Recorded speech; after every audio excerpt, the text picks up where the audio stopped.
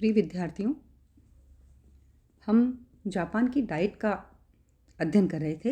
हम जापान की डाइट जो कि जापान की संसद है उसके बारे में चर्चा कर रहे थे। आज हम जापान में की जो डाइट है उसकी द्विसदनात्मक जो व्यवस्थापिका सभा है उसके बारे में चर्चा करेंगे। देखिए, जापान की जो डाइट है, जापान की डाइट के अंदर दो सदन हैं, एक प्रतिनिधि सदन और दूसरा है सभासद सदन। प्रतिनिधि सदन जो है उसको हाउस ऑफ रिप्रेजेंटेटिव्स भी कहा जाता है। उसकी रचना कैसी है, देखिए कि जापान में प्रतिनिधि सदन के जो सदस्यों की संख्या है और उनके चुनाव की पद्धति के संबंध में समय समय पर परिवर्तन होते रहे हैं और प्रतिनिधि सदन के जो सदस्य हैं वो प्रत्यक्ष निर्वाचन और वयस्क मताधिकार तथा गुप्त मतदान के आधार पर ही चुने जाते हैं। अभी वर्तमान में जो प्रतिनिधि सदन है उसके सदस्यों की संख्या वो है 480 है। इनमें से 300 सदस्य के चुनाव एकल सदस्य चुनाव क्षेत्र और बहुमत प्रणाली के आधार पर होते हैं। देखिए, ये ध्यान देने की बात है कि चुनाव कैसा होता है, एकल सदस्य चुनाव क्षेत्र और बहुमत प्रणाली के आधार पर होते हैं। लेकिन शेष जो 180 सीटें हैं उसके चुनाव आनुपातिक प्रतिनिधित्व की सूची प्रणाली, लिस्ट सिस्टम जो है उसके अनुसार होते हैं। और इस पद्धति में उम्मीदवारों को नहीं बल्कि किसको, राजनीतिक दलों और उसकी सूचियों को मत दिए जाते हैं। जैसा कि आपने फर्स्ट ईयर के अंदर पढ़ा भी होगा कि लिस्ट सिस्टम क्या होता है, सूची प्रणाली क्या होता है, जिसमें राजनीतिक दलों और उसकी सूचियों को मत दिए जाते हैं और राजनीतिक दल अपनी सूची के उम्मीदवारों को प्रतिनिधि सदन में भेजते हैं। और प्रतिनिधि सदन के लिए चुनाव की इस पद्धति को 1996 में अपनाया गया था और अक्टूबर 96 में प्रतिनिधि सदन के चुनाव इस पद्धति के आधार पर ही हुए थे। इसी के साथ हम देखते हैं कि सदस्यों के लिए आवश्यक योग्यताएं क्या हैं। प्रतिनिधि सदन की जो सदस्यता है उसके लिए ये योग्यताएं होती हैं, जैसे वह जापान का जन्मजात नागरिक हो, 25 वर्ष की आयु पूरी कर चुका हो। कितनी वर्ष होता है इसका आयु का? 25 वर्ष। और सरकार के अधीन किसी लाभदायक पद पर ना हो, पागल या दिवालिया ना हो। ये अपन ने देखा ही था, आपने अपने राष्ट्रपति, प्रधानमंत्री और उसकी योग्यताएं जब हम देखते हैं, हमारे लोकसभा और राज्यसभा के सदस्यों की जो हम योग्यताएं हम देखते हैं, तो उसी की तरह इसकी भी योग्यताएं हैं। चुनाव क्षेत्र में कम से कम 3 माह से रह रहा हो, ये देखिए अलग है बिल्कुल। उसको कानून द्वारा डाइट की सदस्यता क्योंकि घोषित न किया गया हो। क्या कहा है कि वह चुनाव क्षेत्र में, ये तो हमने कहा वह कानून द्वारा, इसमें क्या दिया है कि वह जो है कानून द्वारा डाइट की सदस्यता के अयोग्य घोषित नहीं किया गया हो। उसको मतलब डाइट की जो सदस्यता है उसका मेंबर होना ही चाहिए, तभी वो प्रतिनिधि सभा का मेंबर होगा। कोई भी व्यक्ति एक साथ दोनों सदनों की सदस्यता प्राप्त नहीं कर सकता और कोई भी व्यक्ति एक साथ दोनों सदनों की सदस्यता प्राप्त नहीं करता है। ठीक है ना? तो इस प्रकार ये छठा ये रिपीट हो गया है। इसके साथ ही योग्यताएं हैं, वैसे ये पागल अथवा दिवालिया ना हो, यह भी इसकी योग्यता में आप अलग से भी ले सकते हैं। इसका जो कार्यकाल है वह अनुच्छेद 45 के अंदर दिया गया है और क्या कहा गया है कि प्रतिनिधि सदन का कार्यकाल 4 वर्ष निश्चित किया गया है। तो इसका जो अवधि होती है वो कितनी है? 4 वर्ष की है।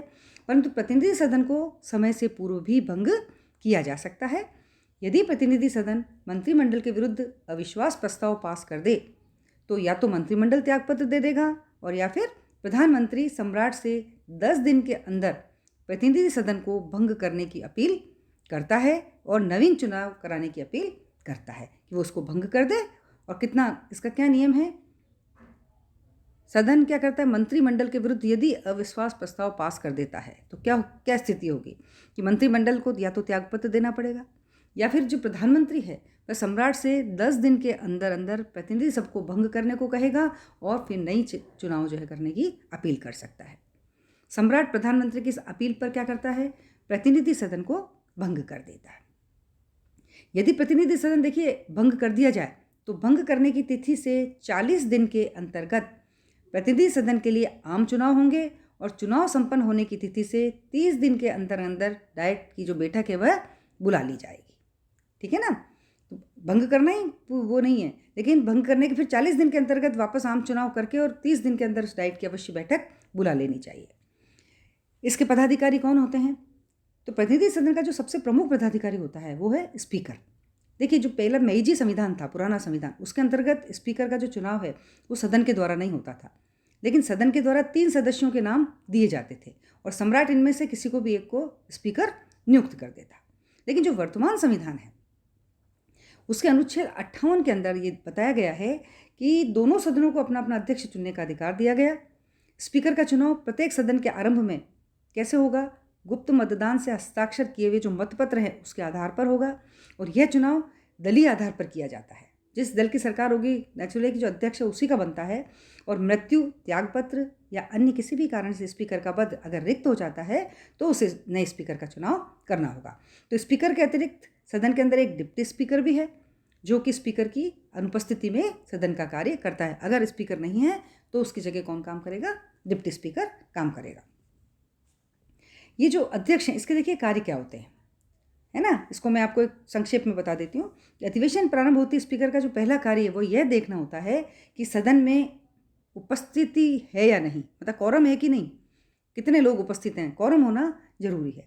वह सदन की बैठकों की अध्यक्षता करता है, सदन के कार्यों की निश्चित कार्यप्रणाली के अनुसार चलाता है और जो विधेयक होते हैं उसको संबंधित समितियों को भेजता है। उसके साथ ही उसका देखिए कर्तव्य है कि ऐसे विधेयकों पर सदन में विचार न होने दे जो सदन की सुनिश्चित व्यवस्था के प्रतिकूल है। जो सदन की व्यवस्था के प्रतिकूल हैं ऐसे विधेयकों पर सदन में विचार नहीं होना चाहिए। बोलते समय सभी सदस्य अध्यक्ष को संबोधित करते हैं, जिसके कहते हैं ना स्पीकर महोदय, माननीय अध्यक्ष महोदय। यह सदस्यों के बोलने का क्रम निर्धारित भी करता है और प्रश्न पूछने की अनुमति भी देता है। उसे यह अधिकार होता है कि कार्यों का क्रम निर्धारित करे और विवादपूर्ण विषयों पर अपनी व्यवस्था दे। वह काम रोको प्रस्ताव करने की भी अनुमति देता है तथा उन्हें नियमित अथवा अनियमित घोषित भी कर सकता है।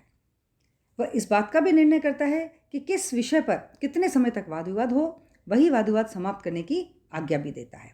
और जब कभी ऐसा होता है कि सदस्यों के द्वारा विधेयक जो किए किसी भी विधेयक पे, अध्यादेश पे कोई मतों की गणना होती है तो निर्णय घोषित करता है। अगर समान मत आ गए, है ना, कि समान मत आते हैं तो उसमें निर्णायक मत किसका होता है? अध्यक्ष का। वो कास्टिंग वोट करता है, उसके आधार पर फिर जीत और हार का फैसला होता है, सही और गलत का फैसला होता है। सदन के बाहर वह सदन का प्रतिनिधित्व भी करता है। तो और सदन में शांति व्यवस्था आदि बनाए रखने का काम भी किसका होता है? अध्यक्ष का ही होता है। ये मैंने आपको बताया कि किस प्रकार से प्रतिनिधि सदन के अंदर अध्यक्ष जो है वह कार्य करता है। तो जापान के प्रतिनिधि समझ में आपको आ ही गया होगा कि जापान के प्रतिनिधि सदन के जो स्पीकर की स्थिति है ग्रेट ब्रिटेन या भारत के स्पीकर के स्थान पर किससे ज़्यादा मिलती है? अमेरिका की प्रतिनिधि सभा के स्पीकर से अधिक मिलती है। ये अमेरिकी प्रतिनिधि सभा के अध्यक्ष की भांति ही अपने दल से त्यागपत्र नहीं देता है। यह उसका सक्रिय सदस्य होता है और सदन में उसके जो हितों की रक्षा करने का काम है वह भी इसी का है। तो यानागा देखिए इसमें भी कहते हैं कि प्रतिनिधि सदन के अध्यक्ष के रूप में उसकी जो भूमिका है वो अमेरिका प्रतिनिधि सभा के अध्यक्ष के समान होती है। तो ये क्लियर हो गया कि प्रतिनिधि सदन जो जापान में बनाया गया है वो किसके ज़्यादा नियर है? अमेरिका के प्रतिनिधि सभा के ज़्यादा नियर है। ठीक है ना? और वह दलीय हितों की अभिवृद्धि करता है और शासन के विधायी कार्यक्रम को भी वह आगे बढ़ाने का कार्य करता है। ठीक है। इसी के साथ दूसरा सदन है सभासद सदन या पार्षद कहते हैं, जिसको द पार्षद सभा भी कहा जाता है, द हाउस ऑफ काउंसिलर्स भी कहा जाता है। इसकी रचना कैसी होती है? देखिए कैसे बनता है ये।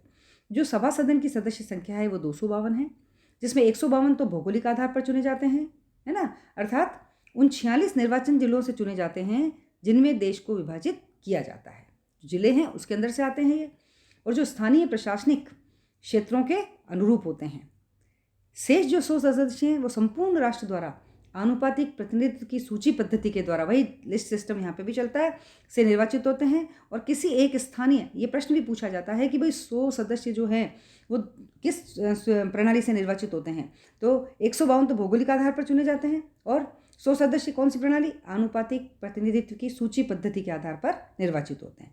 और किसी एक स्थानीय प्रशासनिक क्षेत्र को मिलने वाले स्थानों की संख्या मोटे तौर पर उसकी जनसंख्या के अनुपात से लेकर 2 से लेकर 8 तक की भी हो सकती है। इतने सदस्य चुने जाते हैं, जितनी जनसंख्या उसके आधार पर उनका निर्वाचन होता है। ठीक है। और एक स्थानीय निर्वाचन क्षेत्र के उम्मीदवार के लिए दूसरा राष्ट्रीय क्षेत्र के उम्मीदवार के लिए उनको 2 मत देने हैं। देखिए प्रत्येक मतदाता को यहाँ पे भी 2 मत देने होते हैं। कौन कौन सा मत देता है? एक तो स्थानीय निर्वाचन के लिए मत देता है वो, और दूसरा राष्ट्रीय क्षेत्र के लिए मत देता है। तो 2 प्रकार के हो गए अपने आप में। फिर इनके सदस्यों की योग्यता क्या है? तो सभासद सदन के सदस्यों की योग्यताएं भी प्रतिनिधि सदन के सदस्यों के समान ही होती हैं, जो हमने उसमें देखा। केवल उन्हें उसमें 25 वर्ष की आयु होती है और इसमें 30 वर्ष की आयु होती है। इनका भी जो कार्यकाल है वो एक ये मतलब ये जो सभासद सदन है, ये एक तरह से अर्धस्थायी सदन है, जिसका पूर्ण रूप से कभी भी विघटन नहीं होता। इसके जो सदस्य हैं वो 6 वर्ष के लिए निर्वाचित किए जाते हैं। कितने वर्ष के लिए किए जाते हैं? 6 वर्ष के लिए। और प्रतिनिधि सदन के जो हैं वो कितने वर्ष के लिए निर्वाचित होते हैं? 4 वर्ष के लिए। लेकिन इसमें जो आधे सदस्य हैं वे 3 वर्ष के पश्चात अवकाश ग्रहण कर लेते हैं और उनके स्थान पर नए सदस्यों का निर्वाचन होता है। इसी तरह से इसका चेयरमैन कौन होता है? इसका सभापति होता है। देखिए, सभासद सदन को अपना सभापति तथा उपसभापति चुनने का अधिकार है। सभापति सदन की क्या करता है? अध्यक्षता करता है और उसकी अनुपस्थिति में उपसभापति सदन की अध्यक्षता करता है। जैसे हमने प्रतिनिधि सदन में देखा कि अध्यक्ष की जगह उपाध्यक्ष उसकी जगह लेता है अगर वो नहीं होता है तब। तो सभापति सदन में क्या काम करता है? एक तरह से अनुशासन तथा व्यवस्था बनाए रखने का काम करता है, लेकिन उसे अधिकार नहीं है कि वह किसी सदस्य को सदन से बाहर निकाल दे। ऐसा केवल उपस्थिति और मत देने वाले सदस्यों के 2/3 बहुमत से पारित एक प्रस्ताव के आधार पर ही किया जा सकता। यह किसी को बाहर नहीं निकाल सकता जब तक 2/3 बहुमत वहाँ उपस्थित जो सदस्य उनका न हो। तो ये प्रस्तावों तथा विधेयकों पर मतदान भी कराता है, उसके परिणाम भी घोषित करता है। किसी विधेयक पर पक्ष तथा विपक्ष के बराबर मत आते हैं तो वह निर्णायक मत भी देता है, जैसा कि प्रतिनिधि सभा में हुआ। तो हमने देखा कि जापान की डाइट द्विसदनात्मक व्यवस्थापिका है। द्विसदनात्मक व्यवस्थापिका के अंदर हमारा क्या क्या चीज़ें आ गई?